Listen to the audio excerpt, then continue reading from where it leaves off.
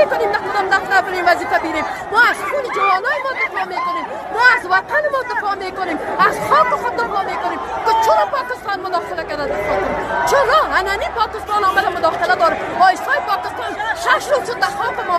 چرا؟ کدام هدف داره؟